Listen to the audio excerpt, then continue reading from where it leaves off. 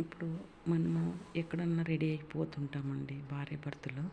భార్య రెడీ అయినప్పుడు భర్త "నువ్వు చాలా బాగున్నావు, బాగా రెడీ అయినావు, ఇంటిని కూడా బాగా చూసుకుంటున్నావు.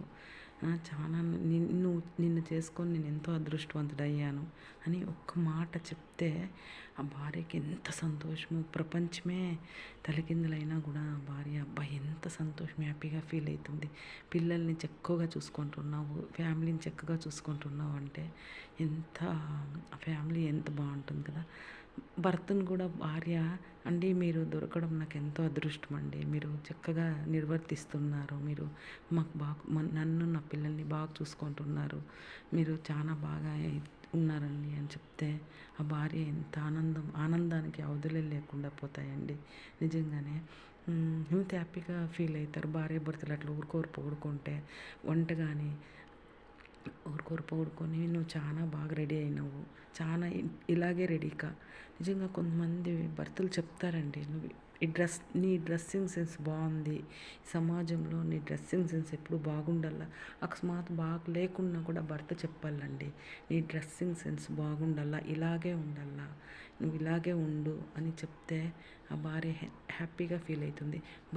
భర్తకి తెలివైండే భార్య చెప్పొచ్చండి, "నీ డ్రెస్సింగ్ సెన్స్ ఇలా ఉండాలా, ఇలా ఉంటేనే నువ్వు బాగుంటావు, సమాజంలో నీకు గౌరవం ఉంటుంది ఇలా ఉంటే" అని చెప్పొచ్చండి, తప్పులేదు. ఊరుకోరు అలా మెచ్చుకొని ఊరుకోరు కాంప్లిమెంట్ ఇచ్చుకుంటే ఆ ఫ్యామిలీ ఎంత హ్యాపీగా ఉంటుంది కదా.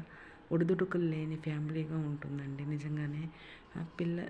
పిల్లలకు కూడా అంతేనండి. మనం ఈ డ్రెస్ బాగుంది, ఇప్పుడు బాగా చదువుకున్నావు, ఇప్పుడు చాలా మంచి మార్కులు తెచ్చినావు, నువ్వు ఎప్పుడు ఇలాగే తీసుకురా అని వాళ్ళకి ఏమైనా గిఫ్ట్ ఇస్తే, గిఫ్ట్ ఇచ్చేది అలవాటు చేసుకుంటే, అబ్బా నాకు ఈ గిఫ్ట్ ఇచ్చింది మా మమ్మీ, గిఫ్ట్ అంటే ఒక ఉండి రూపంలో ఇవ్వాలండి వాళ్ళకి.